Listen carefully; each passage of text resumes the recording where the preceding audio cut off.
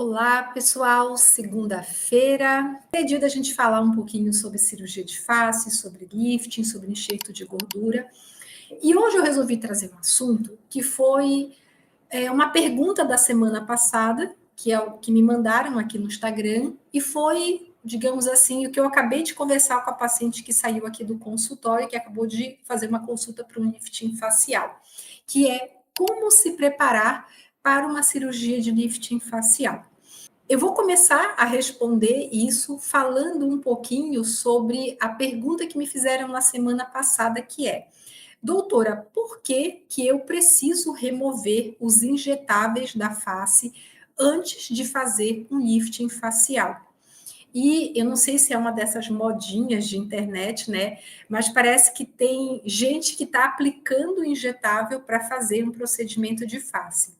E, na verdade, o que a gente tem que fazer é ficar o máximo de tempo sem ter os injetáveis, sem ter preenchedor, bioestimulador, antes de fazer um procedimento. Isso tem um motivo. Toda vez que a gente coloca, por exemplo, um bioestimulador, o que esse produto faz, independente da marca, é criar um processo inflamatório. E esse processo inflamatório ou vai recrutar fibroblastos ou vai ativar os fibroblastos que a gente tem na pele a produzir o colágeno. Ou seja, o bioestimulador não é colágeno. O que ele faz é criar uma inflamação e essa inflamação é que vai estimular as células da pele a produzir colágeno. Se a gente vai fazer uma cirurgia, por exemplo, e a gente está com esses produtos em atividade na face, a gente acaba tendo um processo inflamatório maior. Toda vez que a gente inflama mais, a gente fica mais inchado. E isso aí acaba atrapalhando o pós-operatório. Se a gente vai fazer uma cirurgia, não tem por que a gente colocar um produto que causa inflamação para estimular o colágeno. A gente já vai fazer isso, né, de trabalhar a pele, de tirar a flacidez com o procedimento cirúrgico. Então, acaba que é um gasto desnecessário e acaba que você vai atrapalhar o resultado da sua cirurgia plástica.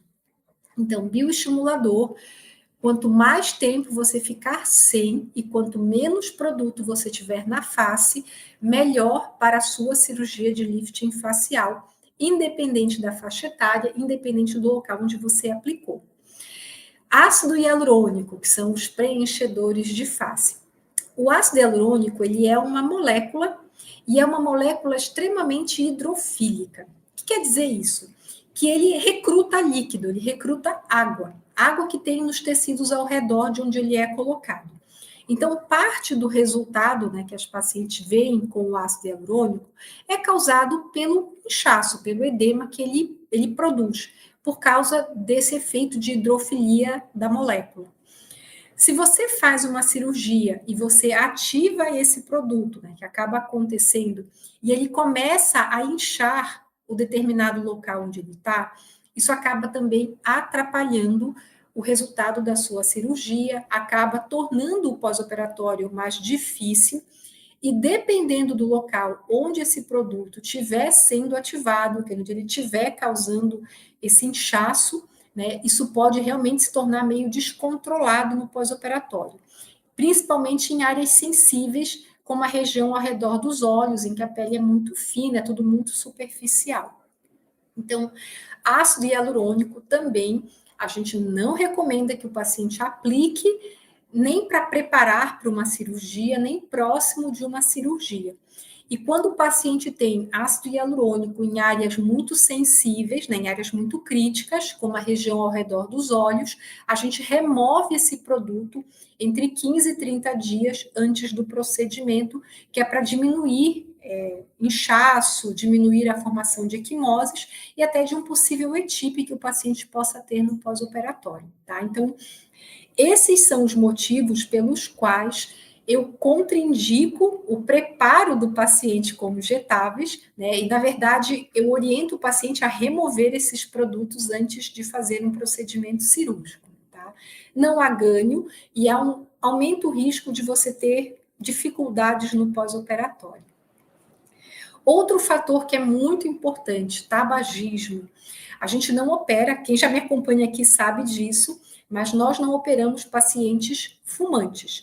A paciente ela precisa, no mínimo, parar de fumar 30 dias antes da cirurgia e ficar 30 dias depois da cirurgia sem fumar. E mesmo assim, a gente diminui o tamanho da cirurgia, a gente é obrigado a fazer câmara hiperbárica no pós-operatório e às vezes até profilaxia para trombose, né? Usar algum anticoagulante. Então, o tabagismo per si é algo que, além de atrapalhar a cicatrização, aumenta risco de necrose e aumenta risco de trombose. Então, cada vez mais a gente tem ficado alerta, né, com pacientes que fumam. Outra coisa também que é muito importante antes, né, de operar. Se você tem hipotireoidismo, pressão alta, diabetes, você tem que estar com essa doença de base controlada antes de fazer um procedimento cirúrgico, independente de qual seja a doença de base. O hipotireoidismo, especificamente, que é muito comum em mulheres acima dos 40 anos, a gente sabe que, mesmo controlado, ele vai causar aumento do inchaço no pós-operatório, né? E o diabetes, mesmo controlado, o paciente pode ter alteração de cicatrização no pós-operatório, por causa do processo inflamatório, né, que a doença causa. Então, toda doença de base, né, toda doença que o paciente tem que tratar cronicamente, ela tem que estar muito bem compensada antes de fazer uma cirurgia. Qualquer cirurgia letiva, uma cirurgia plástica, então, é mais importante ainda. Se o paciente usa determinados tipos de medicação, então hoje eu atendi um paciente que vai fazer preenchimento com gordura na quinta-feira. Ele usa dudasterida, que é um remédio para alopecia androgenética. Ele usa minoxidil, que também é remédio para quem está com queda de cabelo. E o minoxidil, especificamente, aumenta o sangramento, porque ele é um vasodilatador. E para completar, esse paciente também usava Diosmin, que é um remédio para a circulação. Quem tem problema de circulação na perna geralmente toma Diosmin. Então, esse paciente ele tinha 2 fatores de risco para aumentar sangramento. Então, o ideal é que todas essas medicações que aumentam o risco de sangramento, elas sejam suspensas em torno de 5 a 7 dias antes.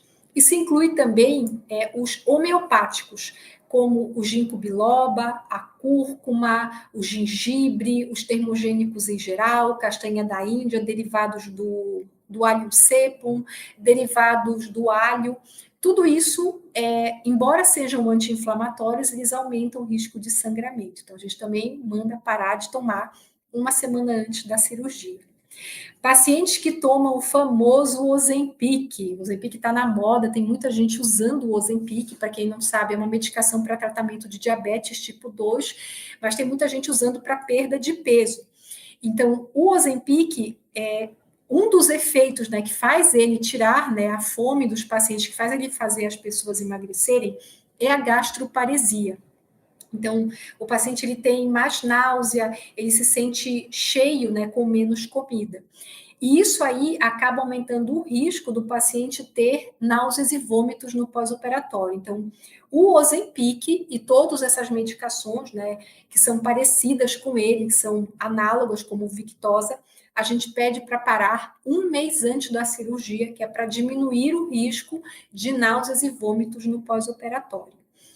Outra medicação também que a gente sempre fica observando, que são os hormônios, pacientes femininas principalmente, que fazem tratamento de reposição hormonal ou que usam anticoncepcionais, têm que parar as medicações.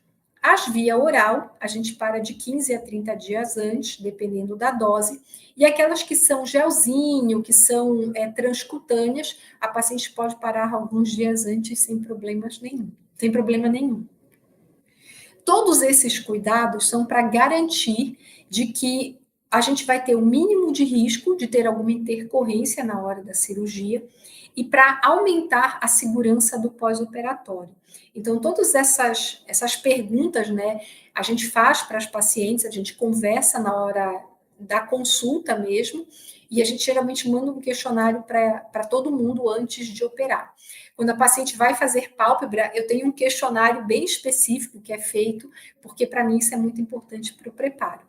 Então, qual é a mensagem, né, que eu queria deixar aqui? É que se preparar para uma cirurgia é muito importante para diminuir risco e para garantir o pós-operatório mais tranquilo. Espero ter ajudado vocês a entender melhor e resolvido algumas dúvidas que pairam aí, que a gente sabe que acontece quando a gente começa a coletar essas informações, quando a gente quer fazer um procedimento. Na segunda-feira da semana que vem, eu volto com mais uma live e eu desejo uma excelente semana para todo mundo. Um grande beijo e até a segunda-feira da semana que vem.